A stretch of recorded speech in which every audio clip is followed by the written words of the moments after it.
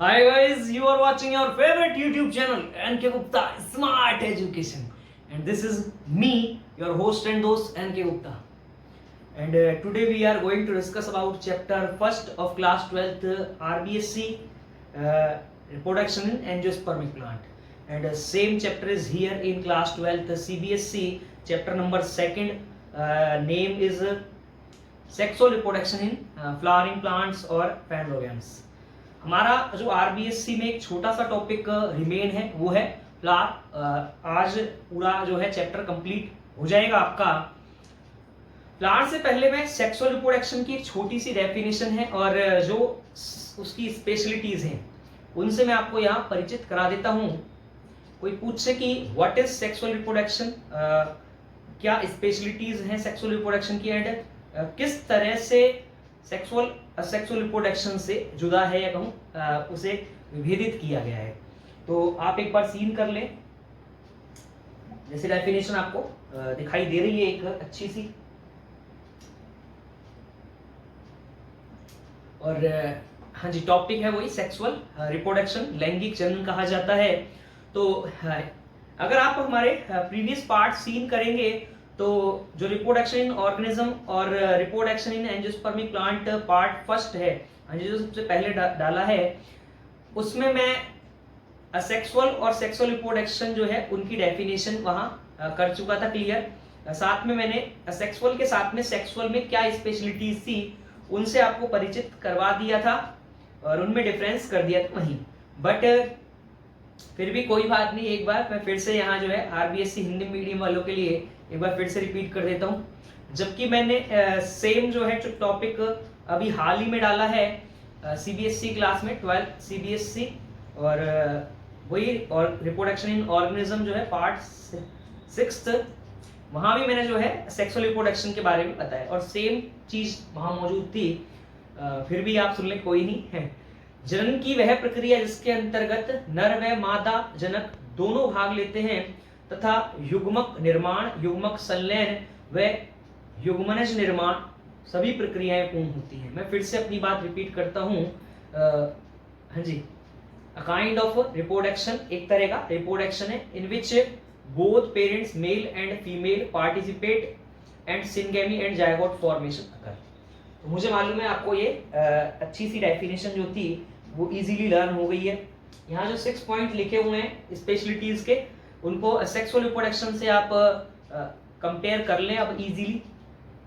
साथ में ये जो 2 पॉइंट्स है वो ऊपर से आ जाएंगे। जैसे फर्स्ट पॉइंट पे लिखा हुआ है कि जो समान जाति के जो विपरीत लिंग है, हाँ जी विपरीत लिंग से मतलब यहाँ नर और मादा से है, उनके बीच जो है यहाँ सेक्स या मेटिंग होगी। और यानी कि आपको मुझे लगता है समझ आ गया है, नर व दोनों ही मादा दोनों ही यहाँ भाग लेने वाले हैं। तो जैसे लिखा हुआ है involvement of both parents of opposite sex, opposite sex से मतलब यहाँ विपरीत लिंग से मतलब था नर और मादा दोनों के भाग लेने से, और सिमिलर स्पीसीज से मतलब समान जाति के हैं दोनों। हाँ जी, अगर ह्यूमन का मेल है तो ह्यूमन की फीमेल ही जो है मेटिंग करेगी साथ। हाँ जी कर सकते हैं, जैसे मैंने पहले ही बताया। और ऑफ स्प्रिंग भी प्रोड्यूस हो जाती है, जैसे कि अगर डोंकी और हम हॉर्स के बीच अगर क्रॉस करवाते हैं तो ऑफ स्प्रिंग प्रोड्यूस हो जाती है, लैंगिक जनन में ही आ जाएगा। लेकिन यहाँ जो बनने वाली जो ऑफ स्प्रिंग होंगी वो फर्टाइल नहीं होती, वो स्टेराइल होती हैं, जिसमें खच्चर बनता है, म्यूल या पोनी या हिनी जिसे टट्टू कहा जाता है। हाँ जी, जो लोडिंग के काम आता है, सामान जो है वो इधर से उधर ले जाने के लिए। तो हाँ जी टोंगे में भी लगाया जाता है टोंगा, तो जनरली जो है घोड़े को लगाते हैं, हिनी या पोनी को भी लगाया जाता है। तो मैं आता हूँ सीधे अपने नेक्स्ट पॉइंट की तरफ। जैसे कि अगर हम ऊपर ही हमने चर्चा कर ली थी, ना तो यहाँ युग्मक संलयन होने वाला है, ना तो यहाँ सिनगेमी होगी, सॉरी सेक्सुअल रिप्रोडक्शन में सिनगेमी नहीं होती, यहाँ युग्मक संलयन भी होगा और यहाँ युग्मनज निर्माण भी पूरा होगा।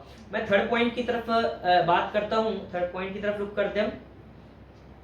जैसे सेक्सुअल रिप्रोडक्शन में आपने देखा कि वहां क्लोन संतति उत्पन्न होती है, जबकि यहाँ जो संतति उत्पन्न होने वाली है लैंगिक जनन द्वारा वो विविध जीव उत्पन्न होने वाला है। विविध जीव का मतलब जिसमें नवीन लक्षणों का समावेश होगा, और जो नवीन लक्षण आएंगे वो माता और पिता दोनों से आने वाले हैं। तो जिस समय युग्मक निर्माण चलता है, जिसे हम युग्मक जनन कहते हैं, गैमेटोजेनेसिस। जैसे लिखा हुआ है ड्यूरिंग गैमेटोजेनेसिस, युग्मक जनन के दौरान जीन विनिमय की प्रक्रिया चलती है, जिसे क्रॉसिंग ओवर कहते हैं। जीन का एक्सचेंज होता है होमोलोगस क्रोमोसोम के नॉन सिस्टर क्रोमेटिड्स के बीच। इसके बाद में कुछ नए या नवीन संयोजन बनते हैं गुणसूत्रों के, जिन्हें रिकॉम्बिनेंट क्रोमोसोम या पुनर्संयोजकी गुणसूत्र कहा जाता है। और ये पुनर्संयोजकी गुणसूत्र ही युग्मकों के अंदर प्रवेश करते हैं, तो नए टाइप के युग्मक बनते हैं, नर युग्मक भी मादा युग्मक भी। अब जब दोनों का संलयन होता है तो बनने वाली संतति जो है लक्षणों में अपने माता पिता दोनों से भिन्न होती है, जिसे वेरिएंट प्रोजेनी या विविध जीव कहा जाता है। जैसे लिखा हुआ है sexual reproduction is responsible for formation of variant progeny. Variant progeny कोई पूछे क्या है तो यहाँ लिखा हुआ है that mean progeny produced by sexual reproduction is worries in traits, या मैं कहूँ हैविंग न्यू ट्रेट्स। हाँ जी, लिखा हुआ है having new traits due to involvement of recombination, या कहूँ genetic recombination and crossing over during gametogenesis. वो चीज मैंने आपको क्लियर कर दी है। सेक्सुअल रिप्रोडक्शन एक फास्ट प्रोसीजर था या तीव्र प्रक्रम था, जबकि अगर मैं यहाँ बात करूँ तो जो अलैंगिक जनन था वो फास्ट था, जबकि अगर मैं लैंगिक जनन की बात करूँ तो लैंगिक जनन एक मंद प्रक्रिया है।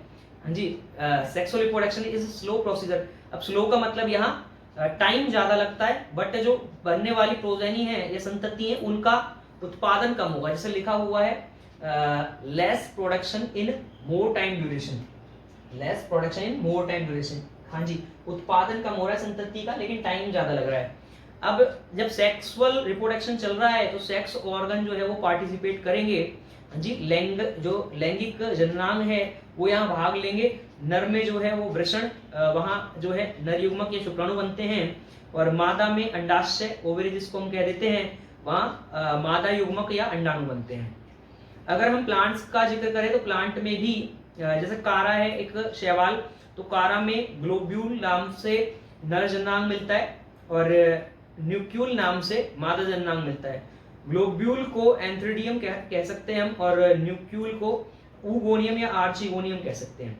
इसी तरह ब्रायोफाइट और टेरिडोफाइट्स के अंदर भी जो नर जननांग है वो एंथ्रीडियम, और एंथ्रीडियम में बनते हैं मेल गैमीट्स, जिन्हें हम नर युग्मक, जिन्हें हम एंथ्रोजोइड्स भी कहते हैं, पुमणु। हाँ जी, और जो चलते हैं मूवेबल होते हैं। इसके अलावा अगर हम फीमेल गैमीट की बात करें तो आर्चिगोनियम में बनते हैं, तो एंथ्रीडियम को पुंधानी कहा जाता है और आर्चिगोनियम को स्त्रीधानी कहा जाता है। और आर्चिगोनियम में बनते हैं फीमेल गैमीट इमोबिल होते हैं, जबकि जैसे मैंने कहा एंथ्रोजोइड्स जो होते हैं पुमणु वो जो है मोबिल होते हैं। तो मुझे लगता है यहाँ तक समझ आ गया है। इसके अलावा जिम्नोस्पर्म्स की अगर हम बात करें तो वहाँ कौन मिलते हैं। हाँ जी, मेल कौन, फीमेल कौन। अब मेल कौन के अंदर आपको माइक्रोस्पोरोफिल मिलेगी, जिसे लघु बीजाणु पर्ण कहा जाता है। हाँ जी, बिल्कुल पुंकेसर के जैसी ही है, उसमें लघु बीजाणु धानी या माइक्रोस्पोरेंजियम मिलती है, और उस माइक्रोस्पोरेंजियम को में आपको पता है माइक्रोस्पोर प्रोड्यूस होंगे। हाँ जी, वही पोलन ग्रेन, और पोलन ग्रेन के अंदर आप सभी जानते हैं मेल गैमीट बनते हैं। अब मैं बात करूं मेगास्पोरोफिल के बारे में। हाँ जी, अगर फीमेल कौन है तो वहां आपको जो चीज देखने को मिलेगी वो है मेगास्पोरोफिल, जिसे हम गुरु बीजाणु पर्ण भी कहते हैं। जैसे माइक्रोस्पोरोफिल थी, माइक्रोस्पोरोफिल पुंकेसर जैसी थी, स्टेमन जैसी थी। जो मेगास्पोरोफिल है वो जो गुरु बीजाणु पर्ण है वो पिस्टिल जैसी है, कार्पल जैसी है। हाँ जी, जिसको स्त्री केसर कहते हैं। तो आप सभी को पता है पिस्टिल के अंदर अब ओवेरी, और वहां बनते हैं ओव्यूल होता है, और वहां बनते हैं मेगास्पोर, जिन्हें हम गुरु बीजाणु कहते हैं। इसी तरह से यहाँ भी मेगास्पोरेंजियम देखने को मिलेगी। हाँ जी, मेगास्पोरोफिल के अंदर मेगास्पोरेंजियम जिसे गुरु बीजाणु धानी कहते हैं, और वहां बनते हैं मेगास्पोर्स, और मेगास्पोर्स से ही आगे जाके मेगास्पोर के अंदर ही बनेंगे एम्ब्रोसैक, जिन्हें भ्रूणकोश कहा जाता है, और एम्ब्रोसैक में प्रोड्यूस होंगे फीमेल गैमीट। तो मुझे लगता है यहाँ आपको मैं एक बार फिर से क्लियर कर देता हूँ। काफी सारी चीजें मैंने बोली, जैसे क्योंकि कैसे जिम्नोस्पर्म और एंजियोस्पर्म कैसे एक दूसरे से अलग हैं, क्योंकि जिम्नोस्पर्म में आपको फ्लावर देखने को नहीं मिलेंगे, उनमें कौन देखने को मिलते हैं, तो हाँ जी शंकु कहते हैं। तो मैं नर शंकु की अगर बात करूं मेल कौन की, तो नर शंकु के अंदर हाँ जी, जो बना हुआ है वो बहुत छोटी छोटी लीफ जैसी स्ट्रक्चर से बना हुआ है, जिन्हें माइक्रोस्पोरोफिल कहते हैं। माइक्रोस्पोरोफिल लघु बीजाणु पर्ण। माइक्रोस्पोरोफिल के अंदर पाउच है, थैली है, जिसे माइक्रोस्पोरेंजियम कहा जाता है। हाँ जी, लघु बीजाणु धानी। अब जैसे मैंने कहा, हाँ जी, अभी आप यही समझ लें, तो लघु बीजाणु धानी और माइक्रोस्पोरेंजियम बनते हैं माइक्रोस्पोर या पोलन। हाँ जी, जिन्हें लघु बीजाणु कहा जाता है परागकण, और परागकण में बनते हैं यहाँ। हाँ जी, माइक्रोस्पोर जो है उसी की ही डेवलप फेज है पोलन ग्रेन, और पोलन ग्रेन के अंदर बनेंगे या परागकण के अंदर बनेंगे मेल गैमीट। फिर से मैं रिपीट करता हूँ, कौन था पूरा का पूरा मेल कौन, नर शंकु कहा जाता है। मेल कौन के अंदर जो है आपको जो चीज देखने को मिलेगी वो पूरा बना हुआ है माइक्रोस्पोरोफिल से, वो बिल्कुल स्टेमन जैसी है। तो मुझे लगता है यहाँ तक समझ आ गया है। हाँ, माइक्रोस्पोरोफिल थी, माइक्रोस्पोरोफिल लघु बीजाणु पर्ण कहा जाता है। उसमें पाउच लाइक स्ट्रक्चर मिलते हैं जिन्हें लघु बीजाणु धानी कहा जाता है, माइक्रोस्पोरेंजियम। माइक्रोस्पोरेंजियम में बनते हैं माइक्रोस्पोर्स, हाँ जी, जिन्हें लघु बीजाणु कहा जाता है। और माइक्रोस्पोर की डेवलप स्टेज है, डेवलप फॉर्म है, वो है पोलन ग्रेन। 2 सेल स्टेज मिल सकती है, 3 सेल, बट अगर हम जिम्नो में बात करें तो 4 से भी ज्यादा मिल सकती है। 4 सेल स्टेज मिलती है जैसे पाइनस के अंदर। हाँ जी, एनजीओ में सबसे रिड्यूस मिलती है फॉर्म अपरासित।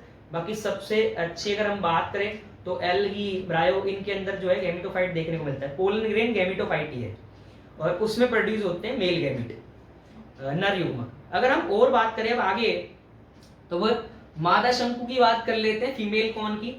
जिस तरह से इसी पे ही आप समझ लें, जैसे आपने माइक्रोस्पोरोफिल लिया, अब यहाँ मेगास्पोरोफिल, जिसे हम गुरु बीजाणु पर्ण कहेंगे।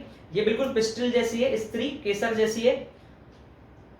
अब इस गुरु बीजाणु पर्ण में गुरु बीजाणु धानी होगी, जिसे मेगास्पोरेंजियम कहा जाएगा। अब गुरु बीजाणु धानी में बनेंगे गुरु बीजाणु, जिन्हें मेगास्पोर्स कहा जाएगा। मेगास्पोर्स की जो डेवलप फॉर्म है वो है एम्ब्रोसेक। जैसे अभी माइक्रोस्पोर की डेवलप फॉर्म पोलन ग्रेन थी, 2 सेल स्टेज या 3 सेल स्टेज। ऐसे ही अगर मैं यहाँ बात करूं तो मेगास्पोर की डेवलप फॉर्म है एम्ब्रोसेक, जिसे भ्रूण कोश कहा जाता है। भ्रूण कोश, भ्रूण के लिए थैला। और इस एम्ब्रोसेक के अंदर प्रोड्यूस होगा एग या फीमेल गैमीट। और मुझे लगता है यहाँ तक आपको अच्छे से लर्न हो गया है, और आगे भी इनसे आप परिचित होंगे। उनको काफी जल्दी समझ में आ जाएगा जिनको 11th की काफी अच्छी नॉलेज है। बट मैंने अपना काम बखूबी कर दिया है। तो क्या क्या सेक्स ऑर्गन थे, मैंने उन सभी से आपको परिचित करा दिया। में जो है एनिमल में किस तरह के थे, प्लांट्स में किस तरह के थे। अब हम यहाँ बात करें तो यहाँ मियोसिस देखने को मिलता है, अर्धसूत्रण जिसको कहते हैं, या न्यूनकारी विभाजन। लेकिन जो अगर हम बात करें अलैंगिक जनन, तो वहां ऐसा कोई प्रक्रम देखने को नहीं मिलता। क्योंकि अगर हम एनिमल्स या जो ह्यूमन में बात करें तो गैमीट फॉर्मेशन के दौरान वहां मियोसिस चलता है। हाँ जी, अर्धसूत्रण जब गैमीट का फॉर्मेशन चलता है टेस्टिस और ओवेरी में। हाँ जी, टेस्टिस में शुक्राणु बनते हैं और ओवेरी के अंदर जो है अंडाणु बनते हैं। तो उस दौरान 3 फेजेस आएंगी आगे, जिनके बारे में आप यही सुन लें। फर्स्ट है गुणन, जिसे मल्टीप्लिकेशन कहा जाता है। दूसरी आएगी वृद्धि, जिसे ग्रोथ कहा जाता है। और थर्ड आएगा मैचुरेशन, जिसे परिपक्वन कहा जाता है। इसी के अंदर दोनों विभाजन चलेंगे, एक तो मियोसिस फर्स्ट और एक मियोसिस सेकंड। और लास्ट में जो है स्पर्म बन जाते हैं, ओवम बन जाते हैं। अब हम अगर चर्चा करें तो प्लांट्स की, प्लांट्स में कभी भी गैमीट्स बनते टाइम, हाँ जी, गैमीट्स इसका मतलब मियोसिस से नहीं बनते, लेकिन जो माइक्रोस्पोर और मेगास्पोर बनते हैं उस दौरान, हाँ जी, अगर पोलन मदर सेल है या मैं कहूँ मेगास्पोर मदर सेल है, एक तो हो गई आपकी पराग मात्र कोशिका, जिसे हम लघु बीजाणु मात्र कोशिका भी कहते हैं, पीएमसी कह देते हैं।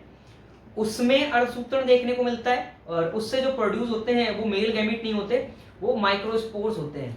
हाँ जी, और मुझे लगता है यहाँ तक समझ आ गया। अब माइक्रोस्पोर में जो मेल गैमीट बनेंगे वो समसूत्रण से या माइटोसिस से बनते हैं। इसका मतलब गैमीट बनते समय यहाँ कहीं भी जो है मियोसिस नहीं हुआ। अगर मैं बात करूं इसी तरह से फीमेल के लिए, तो वहां मेगास्पोर बनते समय जो है वो एमएमसी, जिसको हम मेगास्पोर मदर सेल गुरु बीजाणु मात्र कोशिका कहते हैं, वहां जो है अर्धसूत्रण देखने को मिलता है। इसका मतलब अब जब एम्ब्रोसेक बनेगा, हाँ जी, डेवलप फॉर्म आएगी। अब एम्ब्रोसेक के अंदर जब फीमेल गैमीट बनेगा तो कहीं भी अर्धसूत्रण देखने को नहीं मिलता, यानी कि कहूँ मियोसिस वहां देखने को नहीं मिलता। लेकिन लाइफ में कहीं ना कहीं जब सेक्सुअल रिप्रोडक्शन चलता है तो अर्धसूत्रण कहीं ना कहीं हो जाता है। तो आपको जैसे बता दिया गया है यहाँ माइक्रोस्पोर या मेगास्पोर बनते समय जो है मियोसिस कंप्लीट हो जाता है, जबकि लैंगिक जनन में असेक्सुअल रिप्रोडक्शन में ऐसा कोई प्रोसीजर नहीं चलता। हाँ जी, वहां मियोसिस नहीं चलता। तो मुझे लगता है यहां तक आपको कंप्लीट जो 6 पॉइंट थे वो अच्छे से लर्न हो गए हैं। अब हम बात करें फ्लावर के बारे में। हमारा जो मेन टॉपिक है वो फ्लावर है। हाँ जी, अगर आप कोई पूछे कि व्हाट इज फ्लावर, हम फ्लावर की डेफिनेशन से पहले मैं आपको एक वर्ड है एंथोलॉजी। एंथोस का मतलब होता है एंथोसाइनिन से मतलब है पिगमेंट से मतलब कलर से मतलब है। हाँ जी, पेटल जो है वो कलरफुल होते हैं, यानी फ्लावर कलरफुल होते हैं। और लॉगिया एक लैटिन वर्ड है और लॉगस एक ग्रीक वर्ड है, इसका मतलब होता है टू स्टडी। मैं फिर से रिपीट करता हूँ, एंथोलॉजी ANTHO एंथो LOGY, यहाँ लिखा हुआ नहीं है, कोई बात नहीं, छोटा सा पॉइंट है वो आप अच्छे से लर्न कर लें ही। एंथोस एक ग्रीक वर्ड है ANTHOS, एंथोस का मतलब होता है कलरफुल या एंथोसाइनिन पिगमेंट से मतलब है, और फ्लावर से मतलब है। और लॉगस का मतलब होता है ग्रीक वर्ड लॉगस, जिसका मतलब है टू स्टडी। तो स्टडी ऑफ अ फ्लावर कहलाती है एंथोलॉजी। हाँ जी, branch of botany deals with study of a flower known as anthology.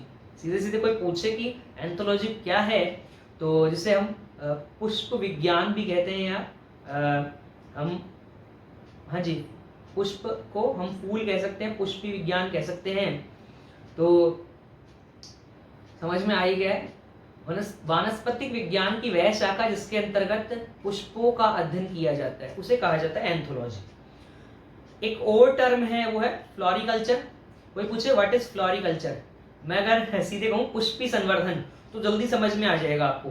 हाँ जी, production of a flowering plant on large scale, एक वृहद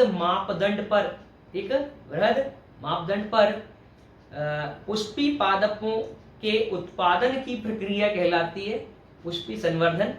तो मुझे लगता है यहाँ तक आपको समझ आ गया। सीधे सीधे मैं बोलूं, जो फ्लावर वाले जो प्लांट है, ऑर्नामेंटल जो सजावटी प्लांट है, उनको जो है काफी अच्छे से उनका प्रोडक्शन किया जाता है लार्ज स्केल पर, उसे कहा जाता है फ्लोरिकल्चर।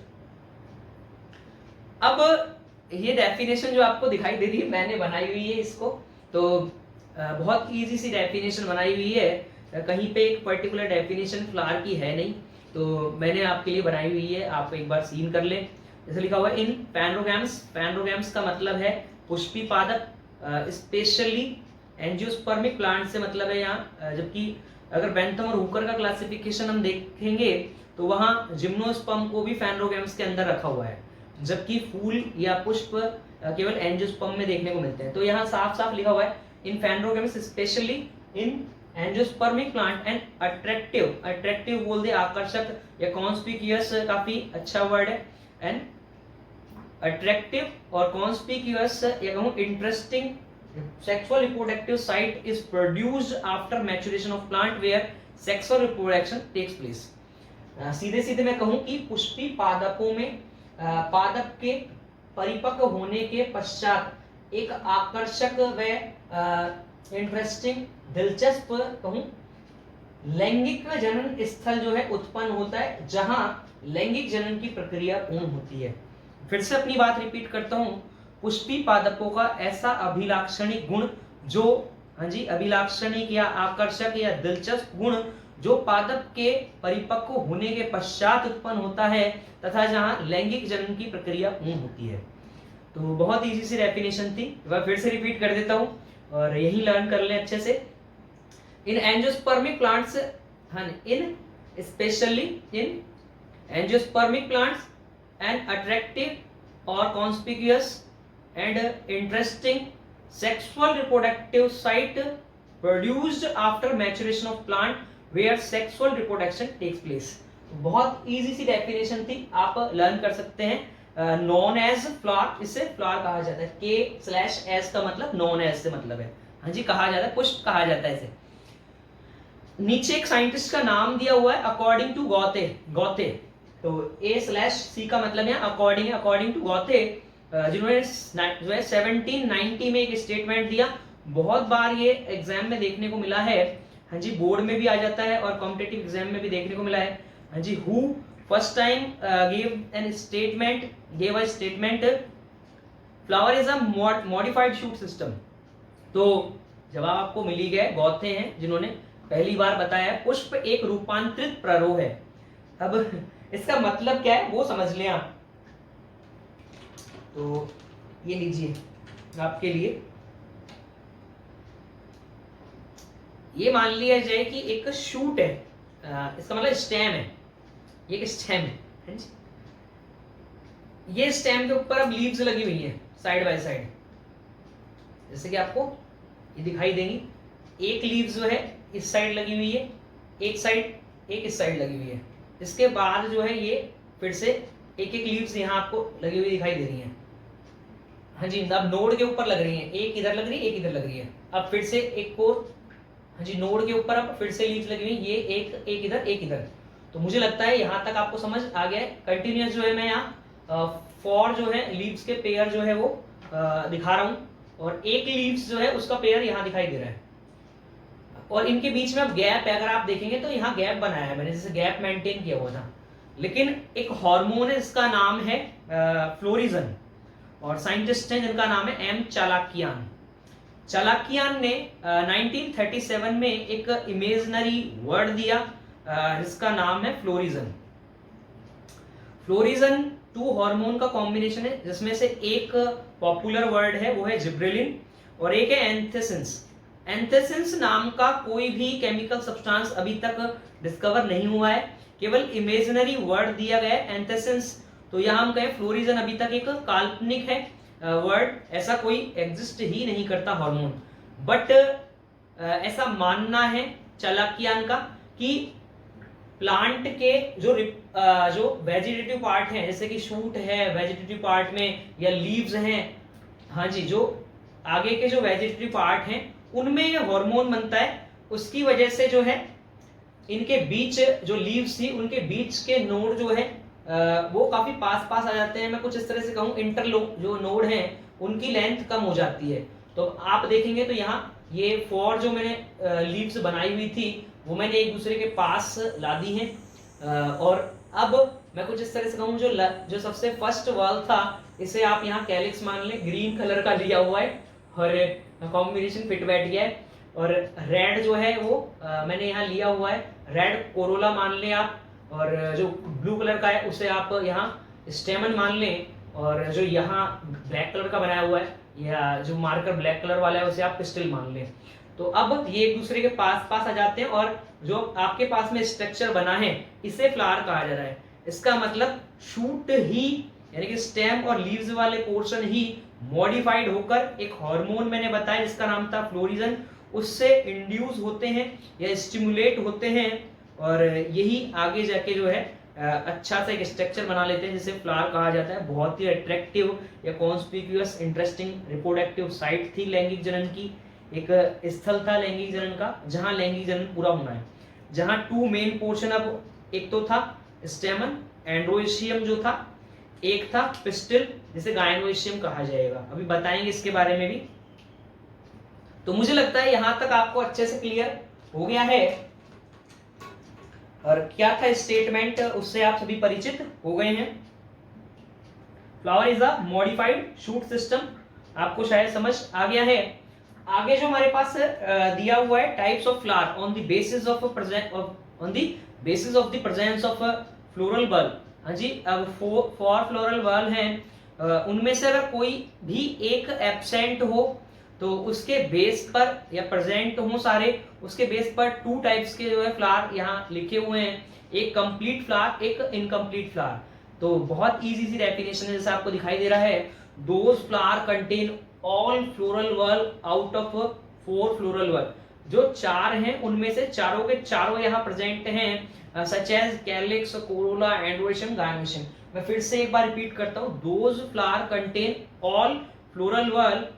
तो मुझे लगता है आपको समझ आ गए हैं चारों क्या थे, कैलिक्स, कोरोला, एंड्रोइशियम, गायनोइशियम। मैं कुछ इस तरह से कहूँ, पूर्ण पुष्प, कोई पूछे पूर्ण पुष्प क्या है, तो उसका जवाब है वे पुष्प जिनमें चारों पुष्पीय चक्र अर्थात बाह्य दलपुंज, दलपुंज, पुमंग व जायाम उपस्थित हो उन्हें कहा जाता है पूर्ण पुष्प।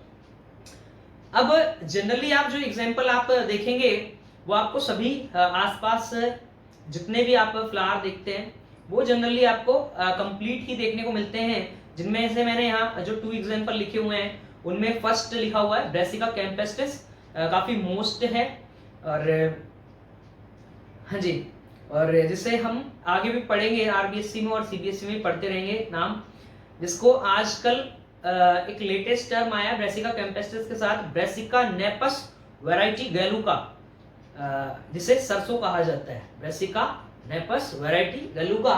तो इसके लिए आजकल लेटेस्ट टर्म चल रहा है ब्रेसिका कैम्पेस्टिस के लिए। इसके अलावा जो सेकंड जो एग्जांपल लिखा हुआ है वो लिखा हुआ है पायसम सटाइवम, उससे आप सभी परिचित हैं पहले से। हाँ जी, गार्डन पी कहा जाता है। एक है अब इनकम्प्लीट फ्लावर जिसे हम अपूर्ण पुष्प कहें, तो वहां लिखा हुआ था those flower contain all floral bulb, यहाँ है दोज फ्लावर मिसिंग वन और more floral bulb out of these four floral bulb. तो जैसे कि हम किसी भी तरह से लिख सकते हैं those flowers do not possess लिख दें, मिसिंग लिख दें, एक ही बात है, वन और more floral bulb out of four floral bulb.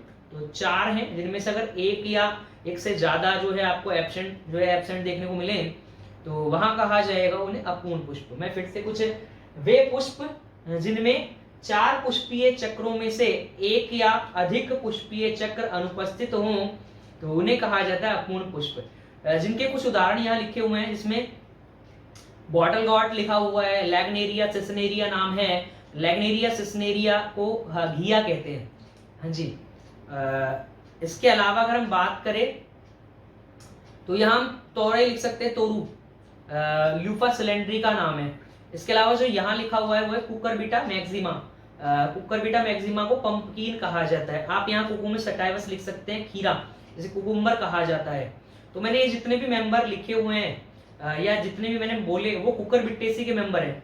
इसके अलावा आप यहाँ कंपोजिटी के मेंबर लिख सकते हैं, जिनमें रे फ्लोरेट लिख सकते हैं आप कंपोजिटी, जिसमें कंपोजिटी जिसे आजकल एस्ट्रेसी फैमिली कहा जाता है, और हेलियंथस एनोस नाम से आप सभी परिचित हैं, जिसे सनफ्लावर कहा जाता है।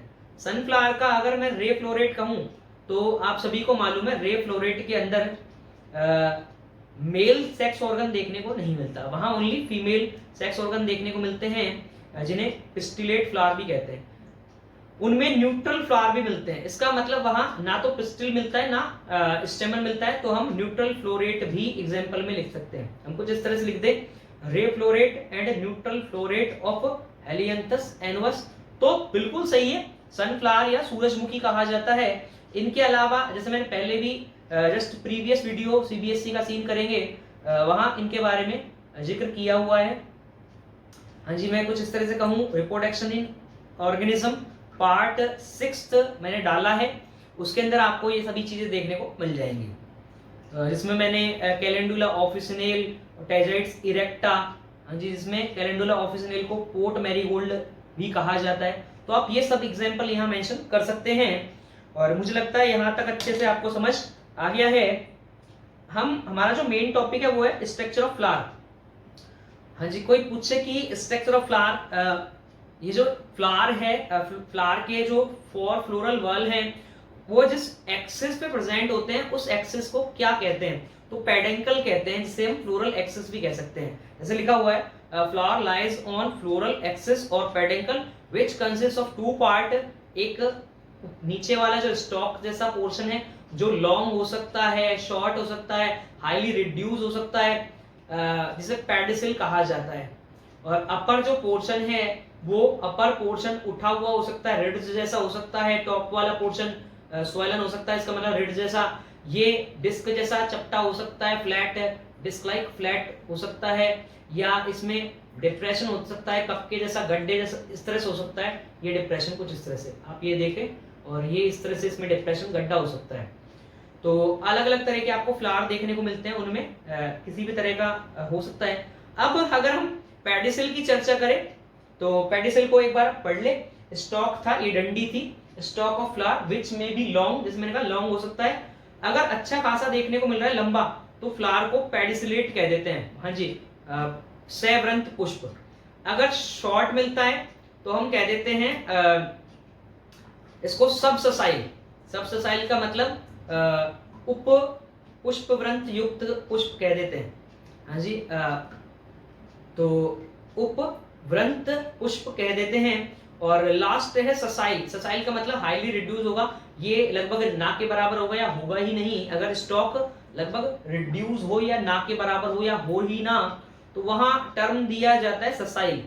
एवरंत पुष्प कहते हैं बिना व्रंत का पुष्प। तो 3 मैंने आपको यहाँ टर्म बताए, पेडिसिलेट जिसे सैव्रंत पुष्प कह रहे थे हम, सबससाइल जिसमें उपव्रंत पुष्प देखने को मिलता है, छोटा व्रंत जहां देखने को मिलेगा पुष्पव्रंत, उसे हम सबससाइल कहते हैं। और लास्ट है ससाइल वर्ड, एवरंत पुष्प। इनके अलावा जिसमें मैंने आपको बताए, जो सेकंड टर्म था हमारा थैलेमस या रिसेप्टेकल, जिस पेडिसल को पुष्पव्रंत कहते हैं, थैलेमस को पुष्पासन कहा जाता है, थैलेमस को रिसेप्टेकल भी कहा जाता है, क्योंकि इसी के ऊपर जो है वो चारों के चारों फ्लोरल बल्ब यानी कि कैलिक्स, कोरोला, एंड्रोशियम, गायनोशियम रखे हुए मिलते हैं। अब इस टॉप है, इसका मतलब फ्लोरल एक्सिस का ये टॉप वाला पोर्शन था, तो लिखा हुआ टॉप या apex of floral axis which may be in form of reads. जैसे मैंने कहा रिड्स हो सकती है, उभार हो सकता है, इस पे स्वलन हो सकता है ये।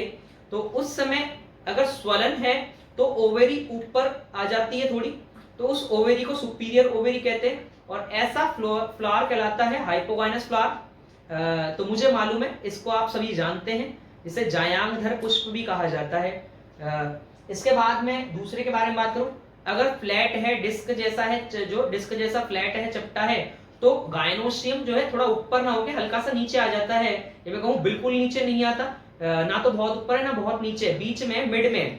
तो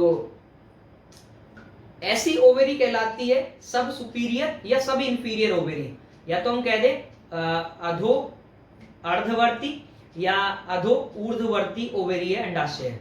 और ऐसा फ्लावर कहलाता है पेरिगाइनस फ्लावर, जिसे परिजायांगी पुष्प भी कहा जाता है।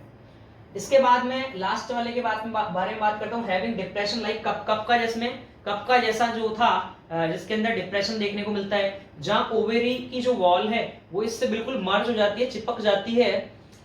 तो हाँ जी, इसका मतलब जो ओवेरी वाला पोर्शन था वो बिल्कुल नीचे आ गया है, हाँ जी, बॉटम में आ गया है। तो ऐसे फ्लावर कहलाते हैं एपिगाइनस फ्लावर। और जो ओवेरी है वो कहलाती है इंफीरियर ओवेरी, अंडाशय कहलाता है अधोवर्ती, और जो पुष्प है वो कहलाता है एपिगाइनस फ्लावर, हाँ जी, जिसे हम अधिजायांगी पुष्प भी कहते हैं।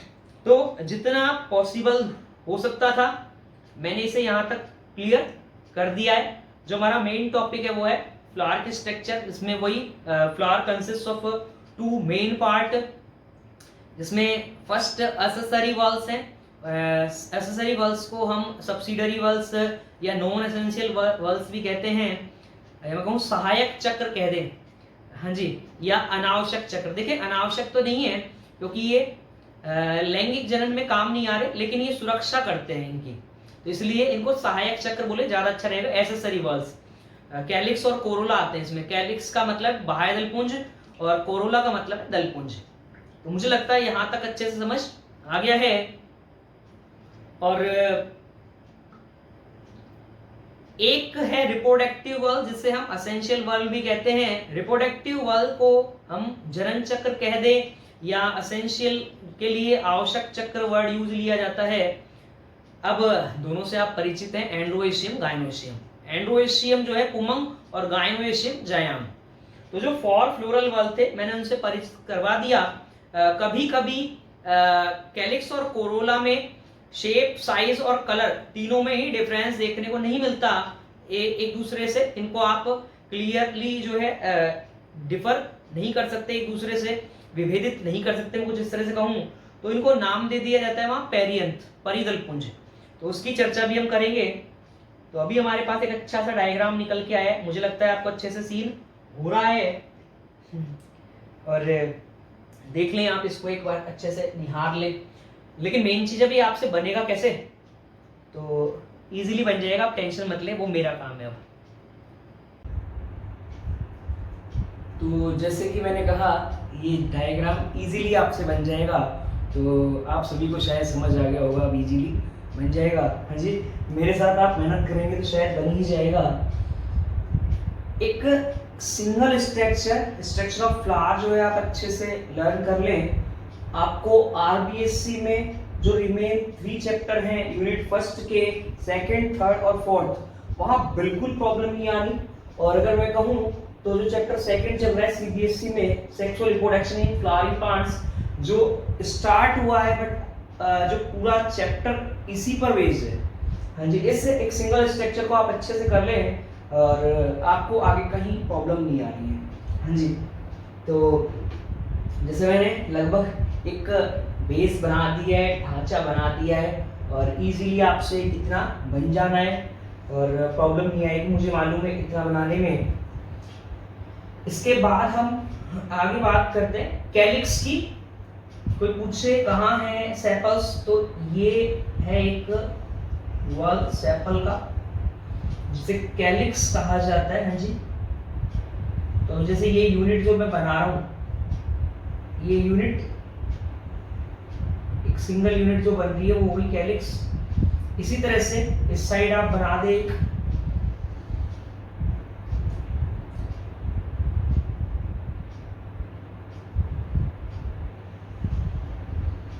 लीजिए, ये तैयार।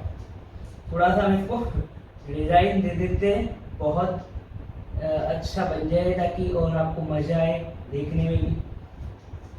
इसके बाद हम मेन चीजें की है, जो फ्लोरल वॉल है वो किसके ऊपर बने हुए हैं, तो अब उन सभी चीजों से आप परिचित हैं पहले से।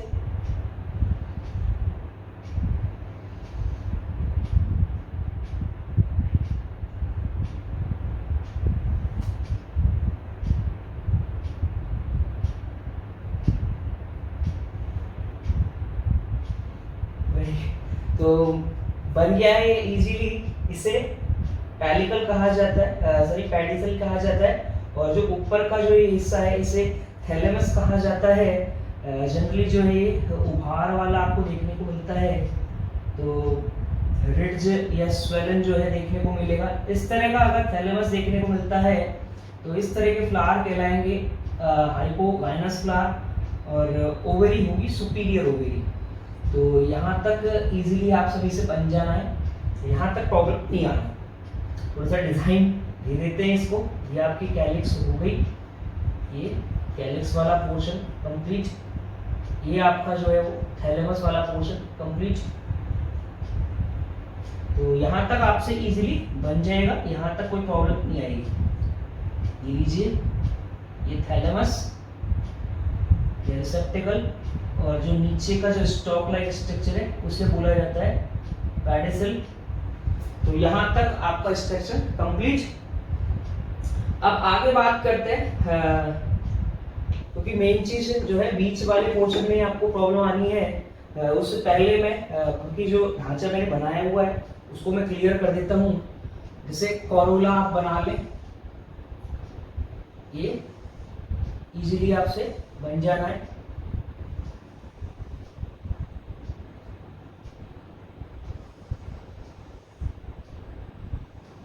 ये लीजिए, तो तैयार हो गया है हमारा लगभग फ्लावर का एक पार्ट, और लगभग जो है ये बनना स्टार्ट हो गया है और आपको मुझे लगता है दिखाई दे रहा है अच्छे से।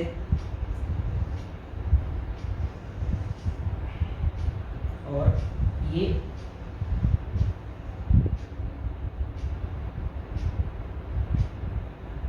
इस साइड वाला भी बन चुका है, ये लीजिए। तो बहुत अच्छे से देख लें आप और साथ साथ जो है बनाना सीख लें।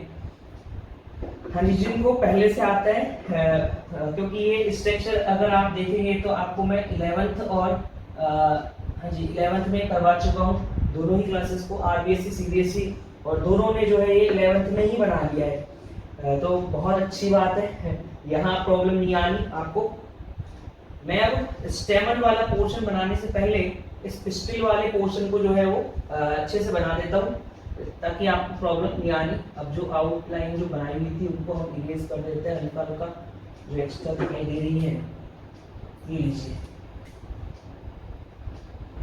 ये हमारा मेन चीज है अब पिस्टिल वाला पार्ट। तो ये पिस्टल वाला पार्ट जो है यहाँ कंप्लीट कर देते इसको। ये लीजिए,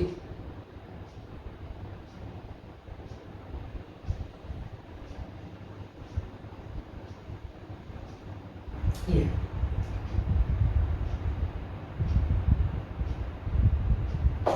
इसके बाद हम इस साइड वाला पोर्शन बना देते हैं।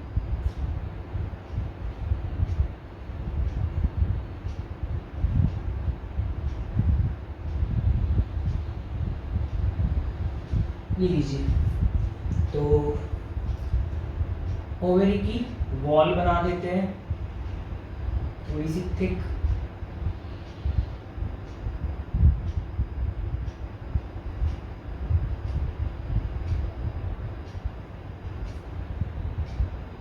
ये नीचे का बेस बना देते हैं।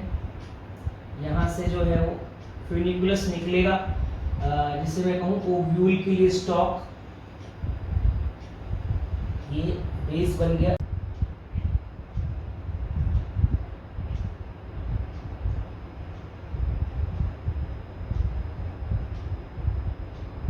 ये ओवेरी की वॉल जो है हमने लगभग थिक कर ली है, इसको अच्छे से बना लिया है। ये लीजिए, ये हमारा क्लियर। एक्स्ट्रा जो है उसको मैं रिमूव कर देता हूँ। और यहाँ तक मुझे पता है आपको अच्छे से समझ आ गया है। ये ओवरी की वॉल हो गई।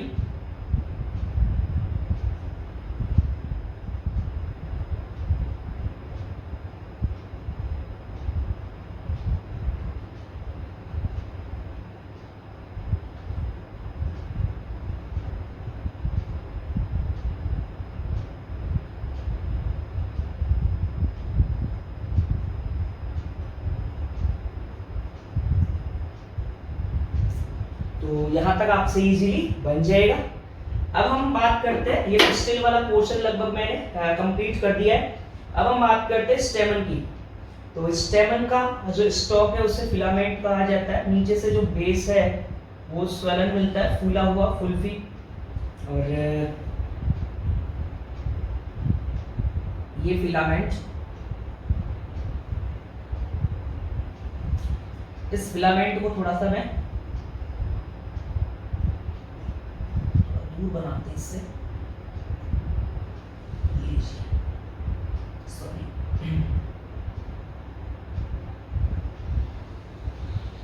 ये लीजिए, ये स्वलन बेस बन गया और ये बन गया है आपका फिलामेंट।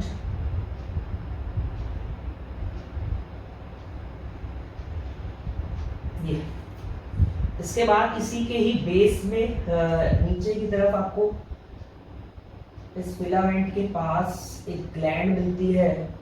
ऐसी ग्लैंड जनरली आपको केवल एंटोमोफिलस फ्लावर में ही देखने को मिलेगी। एंटोमोफिलस फ्लावर का मतलब है जहां इंसेक्ट पॉलिनेशन चलता है। तो ये ग्लैंड जो मैंने बना दी नेक्टरीज कहलाती है, नेक्टर ग्लैंड बोल दें। एज इट इज आप इस साइड बना दें। इस स्टेमन का वही स्वलन बेस फिलामेंट का, और ये जो है इसका फिलामेंट। और कुछ इस तरह से आप ये बना दें।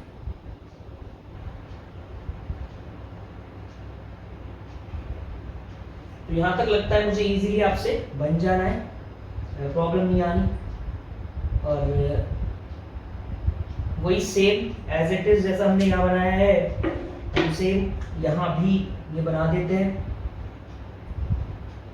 और एज इट इज इसको जो है डेकोरेट कर लेते हैं थोड़ा। ये लीजिए, ये बन गई नेक्टरीज और ये बन गई है नेक्टरीज। इसके बाद हम हमारा मेन जो पोर्शन है वो है स्टेमन का एंथर वाला पार्ट। यहाँ मैं लॉन्गिट्यूडनल सेक्शन दिखा रहा हूँ। इस तरह से मान लें कि हमने इसको लगभग एंथर को काट दिया है और इंटरनल जो है पोर्शन हमको सीन हो रहा है यहाँ। कुछ इस तरह से मान लें। ये दोनों जो एंथर लोब हैं जिस जगह कनेक्ट होते हैं उसे कहा जाता है कनेक्टिव। तो कनेक्टिव जो है उससे जो है चिपका रहता है। तो ये लगभग जो मैंने मिड में बनाया है इसको आप कनेक्टिव मान लें, ये कनेक्टिव, और उसी कनेक्टिव के थ्रू जो है फिलामेंट से ये एंथर लोब जो है कनेक्ट होता है। अगर मैं और बात करूं तो इसको मैंने जैसे बोला अभी मैंने काट दिया है। इसमें 4 माइक्रोस्पोरेंजियम देखने को मिलती हैं, बट यहाँ हमको 2 ही दिखाई देंगी क्योंकि हमको लॉन्गिट्यूडनल सेक्शन जो है देखने को मिल रहा है। 2 जो है लोब, या मैं कहूँ कि एक लोब पीछे और है जहाँ 2 माइक्रोस्पोरेंजियम और मौजूद है, जिनमें से यहाँ माइक्रोस्पोर आपको नजर आएंगे। पोलन ग्रेन कहा जाता है इनको। हाँ जी, पोलन ग्रेन जो है वो 4 हो सकते हैं टेट्राहेड्रल फॉर्म में, कुछ इस तरह से 4। ये इस तरह से हम यहाँ पोलन ग्रेन बना सकते हैं। ये पोलन ग्रेन, और इजीली जो है ये डिस्पर्स होंगे, ब्रस्ट होगा, ये फटेगा और ये बाहर निकल जाएंगे। और मुझे लगता है यहाँ तक इजीली बन जाएगा। और जैसे मैंने कहा था कि सर कैसे बनेगा ये, और अब आपसे सभी से ये इजीली बन सकता है। मुझे लगता है ऐसा कुछ था नहीं इसमें, और घबरा रहे हैं आप वैसे ही। तो ये लीजिए, हम अब इस वाले स्टेमन को हमने लॉन्गिट्यूडनल काटा है। ये वाला जो है हम लगभग ट्रांसफर सेक्शन काट देते हैं। यहीं पे ही आपको लगभग एंथर का स्ट्रक्चर आगे कैसा दिखाई देना है वो इसी चैप्टर में और इसी टॉपिक में समझ में आ जाएगा, और आगे जो है ज़्यादा प्रॉब्लम नहीं आएगी। हम बटरफ्लाई लाइक स्ट्रक्चर बनाते हैं, बटरफ्लाई का जैसा, जी तितली जैसा। ये तितली,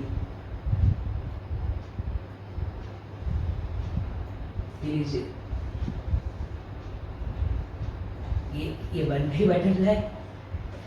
और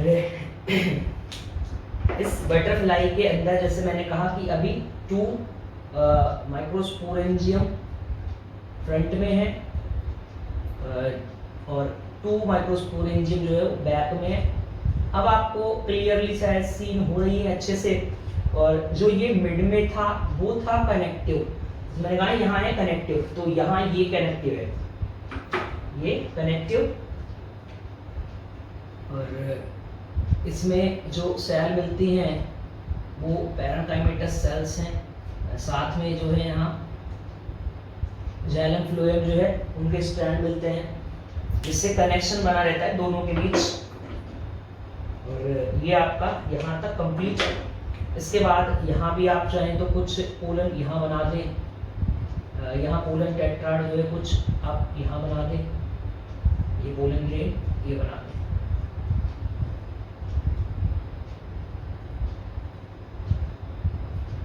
और कुछ जो है पोलन डिस्पर्स होते हुए दिखा दें। अब इनमें से कुछ पोलन ट्रांसमिट होते हुए इस प्लेस पर पहुंच जाते हैं जिसे स्टिग्मा कहा जाता है। और इसके अंदर जो है न्यूक्लियस मिलेगा, हाँ जी, और ये इसका पोलन ग्रेन का न्यूक्लियस। यहाँ आके जो है ये जर्मिनेट होगा। कुछ पोलन में यहाँ बनाने वाला हूँ और यहाँ जर्मिनेशन शो करूँगा इसमें। तो ये एक पोलन मैंने यहाँ बना दिया है। तो मुझे लगता है काफ़ी अच्छे से आपको दिखाई दे रहा है, और जितना पॉसिबल हो सकता था उतना मैंने अच्छे से बना दिया है। और ये इसके चारों तरफ है पोलन कोट। और आप सभी को मालूम है तो एज इट इज मैं इस साइड बना देता हूँ। ये लीजिए, एक प्लेस मैं यहाँ छोड़ दिया है, यहाँ जर्मपोर जो है वो जर्मिनेट होने वाला है, एक इस साइड और एक इस साइड। ये 3 प्लेसेस पे मैं छोड़ चुका हूँ, 1 2 और ये 3। एज इट इज मैंने 1 2 और 3 यहाँ छोड़ दिए हैं। और आप सभी को मालूम है इनसे लगभग एक्साइन जो है वो लगभग स्पाइकी होती है। तो यहाँ इस पोलन ग्रेन को हम इनके ऊपर कुछ ऑर्नामेंट्स बना देते हैं जी। ये लगभग कांटे जैसे इसके ऊपर दिखाई देते हैं, ये लीजिए।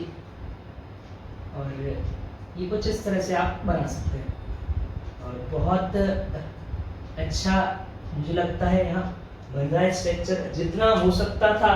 आपने अभी जो देखा हाँ जी, एक मैंने भी आपको दिखाया, वो भी मैंने ही बनाया हुआ था और जो लेबलिंग थी उनकी एडिटिंग की हुई थी और मुझे लगता है अब आपको समझ में आ गया होगा, वो मैंने बनाया होगा जरूर। तो अब हम सबसे मेन चीज पिस्टल की बात करते हैं। हमारे पास जो ये पोर्शन था ये इसकी, हाँ जी, अब सारी चीजें मैं लगभग क्लियर कर चुका हूँ। पिस्टल के अंदर एक ओव्यूल मैं यहाँ बनाने वाला हूँ। ओव्यूल आप देख लें, ये लीजिए,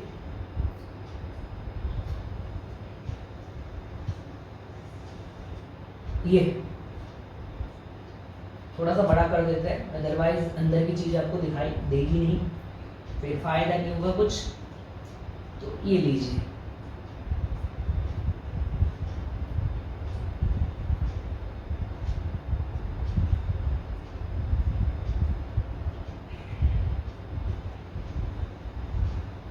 ये लीजिए,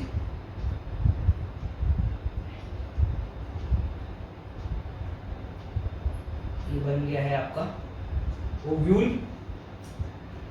अब इसके अंदर इंटेग्यूमेंट्स बनाने वाले हम तो ये इंटेग्यूमेंट्स इसकी,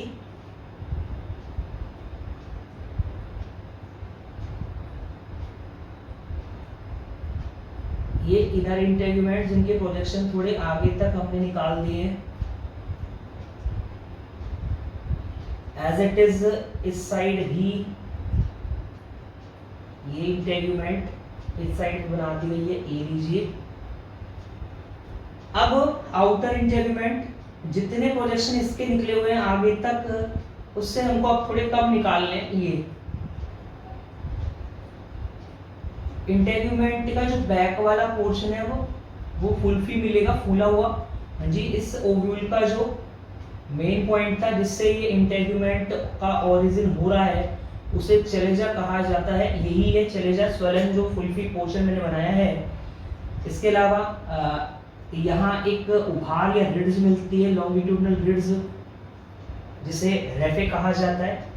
और एज इट इज अभी हम यहाँ बना देते हैं ये आउटर इंटेग्यूमेंट। तो ये लीजिए आउटर इंटेग्यूमेंट। अब हम बात करते हैं आगे। तो ये रेफे हो गया, जितना पॉसिबल हो सकता था उतना क्लियरली मैंने इसको बना दिया है। इसके बाद इसको हम फ्यूनिकुलस से जोड़ देते हैं। फ्यूनिकुलस वही सीड का स्टॉक है, जैसे मैंने कहा नीचे की तरफ एक बेस है या डंडी है, ये लीजिए ये, और ये लीजिए इसको यहाँ से कनेक्ट कर दिया ये। अब इसे फ्यूनिकुलस कहा जाता है, जो मैंने बनाई है इसे फ्यूनिकुलस कहा जाता है। और इस फ्यूनिकुलस के इस तरह से लॉन्गिट्यूडनल जुड़ने की वजह से यहाँ एक उभार बन जाता है। ये केवल इसी टाइप के ओव्यूल में देखने को मिलता है। इस ओव्यूल को एनाट्रोपस यानी कि इन्वर्टेड उल्टा ओव्यूल कहा जाता है। और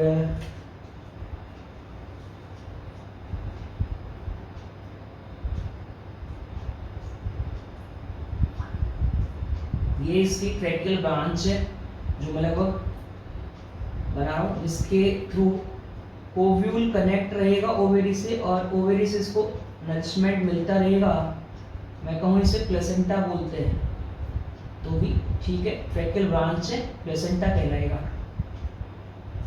ये लीजिए, हाँ जी, मदर से जैसे न्यूट्रिशन मिलता रहे बच्चे को, तो वही यहाँ जो है चीज आपको देखने को मिल रही है। और लगभग जैसा आपने देखा था डायग्राम वैसा वैसा आपके सामने आ चुका है। और हम और आगे बात करते हैं। अब इस ओव्यूल के अंदर, इस ओव्यूल को मेगास्पोरेंजियम भी बोला जाता है, इस ओव्यूल के अंदर पाउच जैसा स्ट्रक्चर मिलता है। ये लीजिए, ये बना दिया है पाउच, ये लीजिए पाउच जैसा स्ट्रक्चर बना दिया। जो हमने रेड वाला पोर्शन बनाया है वहां रेड वाले पोर्शन पे कुछ पैरेन्काइमेटस सेल आपको बना देनी है, जिन्हें न्यूसिलर सेल्स कहा जाता है, और ये पोर्शन कहलाता है न्यूसिलस। और मुझे लगता है यहां तक आप इजीली बना लेंगे। अब सभी जगह पे इस तरह की सेल ना बना के हम कुछ पोर्शन पे बना देते हैं, और बाकी रिमेन पोर्शन जो है उसको हम डॉट मार्क कर देते हैं कुछ इस तरह से, जिसका मतलब नीचे तक बनाई थी कोई बात नहीं, तो आप कुछ इस तरह से डॉट मार्क कर दे, नीचे तक ना बना के, जल्दी बन जाएगा। कहने का मतलब ये था।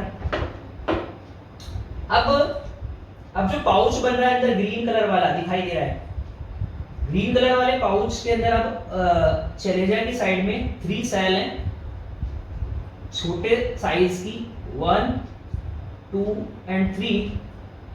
जो चलेजल एंड की तरफ जो सेल हैं, अब उनके अंदर मैं यहाँ ये न्यूक्लियस बना देता हूँ। सब में जो है वो हैप्लॉइड न्यूक्लियस मिलेगा। हैप्लॉइड का मतलब ये एंड कंडीशन में है।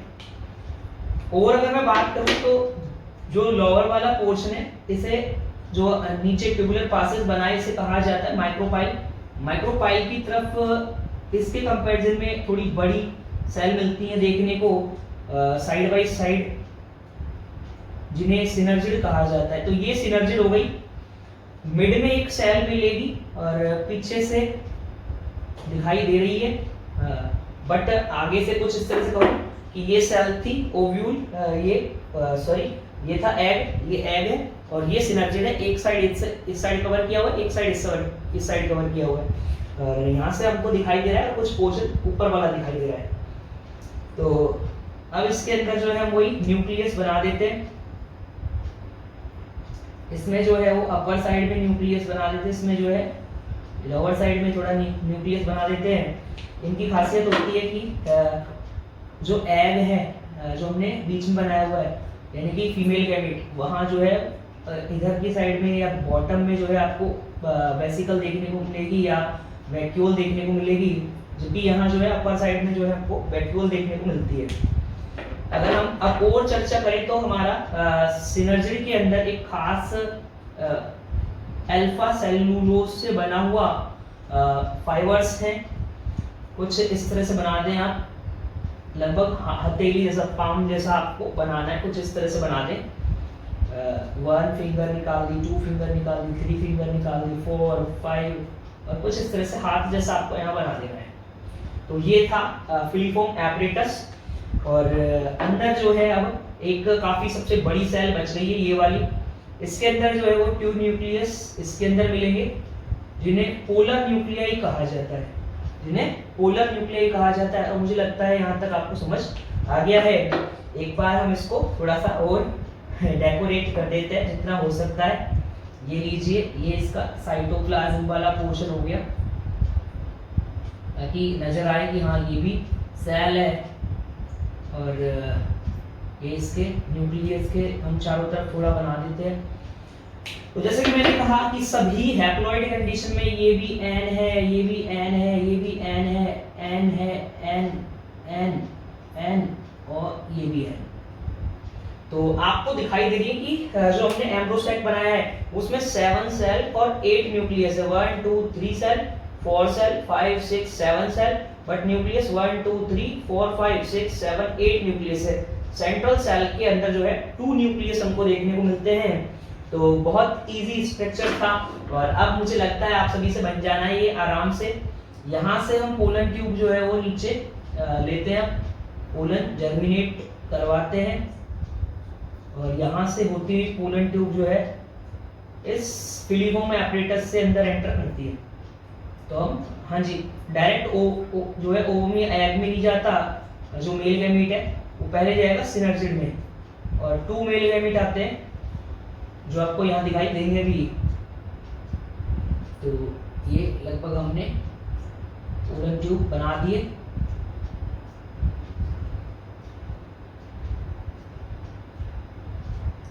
ये लीजिए, तो पोलन ट्यूब में अब सबसे मेन चीज थी ये 2 मेल गैमीट्स, 1 मेल गैमीट, ये second male gamete, first second male gamete बन चुके हैं। और इनके न्यूक्लियस बना देते हैं इन्हीं के अंदर हैप्लॉइड कंडीशन में NN में। ये हम बना देते हैं वेजिटेटिव न्यूक्लियस, जिसे अब यहाँ ट्यूब न्यूक्लियस कहा जाता है। एक छोटा सा जो है सेल थी, इसके अंदर जो है न्यूक्लियस के अंदर हम न्यूक्लियोलस बना दी हमने रेड कलर की, और बाकी आप सभी जो है वो जानते हैं ये भी N है और ये भी N है। तो अब मैंने जो यहाँ स्ट्रक्चर बनाया है बहुत इजी स्ट्रक्चर था, शायद आपको समझ आ गया होगा। और एक बार मैं सभी को लेबलिंग जितनी भी थी उन्हें मैं आप सभी को बता देता हूँ एक बार, और अब उस स्ट्रक्चर को देखने की भी जरूरत नहीं पड़ेगी। हाँ जी, तो ये जो हमारे पास था इसे पेडिसल कहा जाता है, ये हिस्सा कहलाता है थैलेमस, और इन दोनों को कंबाइनली कहा जाता है फ्लोरल एक्सिस। इसके बाद ये जो हिस्सा है इसे कहा जाता है नेक्ट्रीज। नेक्ट्रीज के बाद में हम आते हैं कैलिक्स। कैलिक्स की सिंगल जो यूनिट थी इसे सेपल कहते हैं। हाँ जी, बाह्यदल पुंज था, बाह्यदल पुंज की एक इकाई थी बाह्यदल। इसके बाद में कोरोला पे आते हैं जिसे दलपुंज कहा जाता है, दलपुंज की इकाई है दल, जिसे पेटल भी कहा जाता है। इसके बाद हम आते हैं एंड्रोएशियम पे, इन सबको एंड्रोएशियम कहा जाता है। उमंग अकेले को कहा जाता है पुंकेसर या स्टेमन। स्टेमन के 3 पार्ट है, इसमें फर्स्ट फिलामेंट, कनेक्टिव सेकंड, और जो थर्ड सबसे मेन पोर्शन था वो है एंथर। अब इसका मतलब स्टेमन एंड्रोएशियम की एक सिंगल यूनिट है। अब हम बात करते हैं पिस्टिल के बारे में। पिस्टिल में ये ओवेरी हो गई, ये स्टाइल हो गई और ये स्टिग्मा हो गया, और जो ऊपर वाला जो पोर्शन है उसे स्टिग्मा कहा जाता है। तीनों जिसके पार्ट है वो है पिस्टिल या कार्पल्स, और पूरा जो है ये हिस्सा कहलाता है गायनोशियम। गायनोशियम जनरली जो है वो सिन कार्पस मिलता है, तो पिस्टिल को जो है एक दूसरे से अलग करना पॉसिबल नहीं होता। तो मुझे लगता है यहाँ तक समझ आ गया है। फिर से मैं रिपीट कर देता हूँ, कैलिक्स कोरोला को हम एसेसरी वॉल भी कहते हैं, जबकि एंड्रोएशियम और गायनोशियम को हम रिप्रोडक्टिव या एसेंशियल वॉल भी कहते हैं। तो यहाँ तक आपको समझ आ गया होगा। ये जर्मिनेटेड पोलन है, जर्मिनेट होता हुआ पोलन है, और ये पोलन ग्रेन है जिसे हम मेल गैमेटोफाइट भी कहते हैं। इसके अलावा हम अगर बात करें तो इसकी जो ये ट्यूब आ रही है इसे पोलन ट्यूब कहा जाता है। इसमें जो ये दिखाई दे रहे हैं ये 2 मेल न्यूक्लियस है या मेल गैमीट है, मेल गैमीट है, और ये ट्यूब न्यूक्लियस कहलाता है। अब मेरा सबसे मेन जो पोर्शन है वो है ओव्यूल, जिसे मेगास्पोरेंजियम कहा जाता है। 8 लेबलिंग इसके अंदर आपको देखने को मिलेंगी, अच्छे से लर्न कर ले 8 फिंगर पे, जिसमें फर्स्ट फ्यूनिकुलस, जो ये स्टॉक है इसे फ्यूनिकुलस कहा जाता है। सेकंड है इंटेगुमेंट, इंटेगुमेंट 2 इंटेगुमेंट आपको देखने को मिलेंगी जो ब्लू कलर से बनाई है। इसमें फर्स्ट जो आउटर वाली दिखाई दे रही है और सेकंड जो है वो इनर वाली दिखाई दे रही है, बट ये जो है इसको ओव्यूल को चारों तरफ से कवर नहीं करती, एक साइड से ट्यूबुलर पासेज छूट जाता है, उसे थर्ड लेबलिंग, उसे माइक्रोपाइल कहा जाता है, जहां से पोलन ट्यूब जनरली एंटर करती है। समझ में आ गया है मुझे लगता है। ओव्यूल के अंदर जहां से पोलन ट्यूब एंटर करती है वो एक रास्ता ये भी है जिसे माइक्रोपाइल कहा जाता है। इसके बाद इसी माइक्रोपाइल के जस्ट अपोजिट साइड में ओव्यूल का स्वेलन फुलफी पोर्शन आपको या फूला हुआ भाग दिखाई दे रहा है, जो इन इंटेगुमेंट्स का ओरिजिन पॉइंट माना जाता है, इसे चलेजा कहा जाता है। तो मुझे लगता है कि 4 पोर्शन समझ आ गए हैं। फ्यूनिकुलस जिसे बीजांड ग्रंथि भी कहा जाता है, सेकंड इंटेगुमेंट जिन्हें अध्यावरण भी कहा जाता है, बाह्य अध्यावरण, अंत्य अध्यावरण। इसके बाद माइक्रोपाइल जिसे बीजांड द्वार भी कहा जाता है। फोर्थ पोर्शन चलेजा जिसे निभाग कहा जाता है। इसके बाद निभाग के जस्ट अंदर की साइड आपको बीजांड में काफी सारी कोशिकाएं दिखाई देंगी, और बीजांड की बॉडी है ये न्यूसिलस की बॉडी है, जिसे हाँ जी ओव्यूल की बॉडी है जिसे न्यूसिलस कहा जाता है, बीजांड का है। मैं फिर से बात बोलता हूँ, जो इस ओव्यूल की बॉडी है इसे बीजांड काय या न्यूसिलस कहा जाता है, न्यूक्लियस नहीं न्यूसिलस। तो 5th पोर्शन हो गया न्यूसिलस। इसके बाद में 6th जो पोर्शन है वो है एम्ब्रोसैक, पूरा कंप्लीट एम्ब्रोसैक, जिसे हम एम्ब्रोसैक को भ्रूणकोश या मादा युग्मकोद्भिद भी कहते हैं। इसके बाद में जो 7th पॉइंट है वो ये कनेक्शन है, इस कनेक्शन पर ये फ्यूनिकुलस और जो ओव्यूल की बॉडी है वो एक दूसरे से अटैच होते हैं, इस कनेक्शन को कहा जाता है हाइलम। अगर आप देखेंगे तो इस जगह आपको ये दोनों मर्ज होते हुए नजर आएंगे। हाँ जी, जो ओव्यूल है इस फ्यूनिकुलस से जुड़ता हुआ नजर आएगा, इसे हाइलम कहा जाता है। और ये हो गया हाइलम, जिसे हम संधि बिंदु या नाभिक भी कहते हैं। और एक लास्ट पोर्शन है रेफे, ये केवल इस उल्टे या एनाट्रोपस टाइप ऑफ ओव्यूल में ही देखने को मिलता है।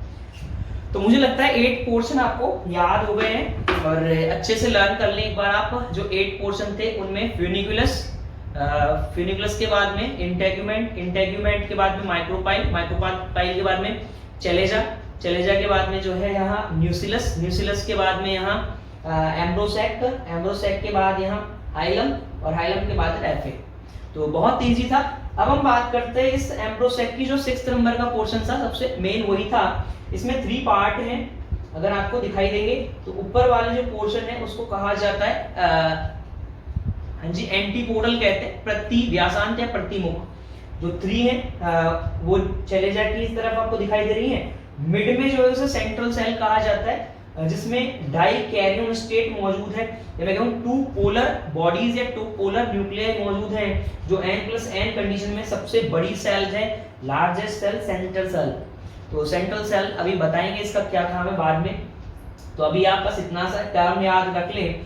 नीचे का जो एपरेटस बना हुआ है पूरा, इसे एग एपरेटस कहा जाता है, जिसमें 3 सेल आपको दिखाई दे रही हैं, जिसमें 1 एग सेल जिसे हम फीमेल गैमेट भी कहते हैं, और ये सिनर्जिड है, जो साइड बाय साइड है, इसको लिटरली कवर करके रखते हैं या ओवरलैप करके रखते हैं। अब इसके अंदर सबसे खास चीज मिलती है सिनर्जिड सेल के अंदर, जिसे फिलीफॉर्म एपरेटस कहा जाता है, जो अल्फा सेलुलोजिक फाइबर का बना हुआ था, जो इस एम्ब्रोसेक्ट में पोलन ट्यूब को एंटर करने के लिए रास्ता देता है, पास प्रोवाइड कराता है। तो आपको दिखाई दे रहा है फिलीफॉर्म एपरेटस से ही मैंने इसको अंदर जो है फिलीफॉर्म एपरेटस पे ही इस जो ट्यूब थी पोलन ट्यूब उसको यहाँ एंटर कराया है। तो इस तीनों को कंबाइनली कहा जाता है, एग को, 2 सिनर्जिड और फिलीफॉर्म एपरेटस, इन तीनों को कंबाइनली कहा जाता है एग एपरेटस।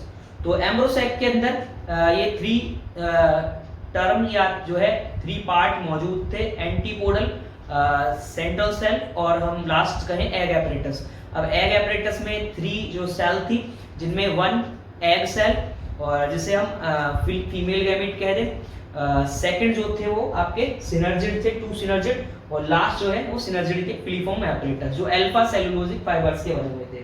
तो बहुत इजी स्ट्रक्चर था। आज के लिए सफिशिएंट है। हाँ जी बहुत टाइम हो गया है और मुझे लगता है आप सभी को समझ आ गया है अच्छे से। और जो बचा हुआ रिमेन पोर्शन है फ्लावर का, वो हम अपने नेक्स्ट वीडियो के अंदर जो है वो अपलोड करेंगे। तो आप प्लीज बने रहे हमारे साथ।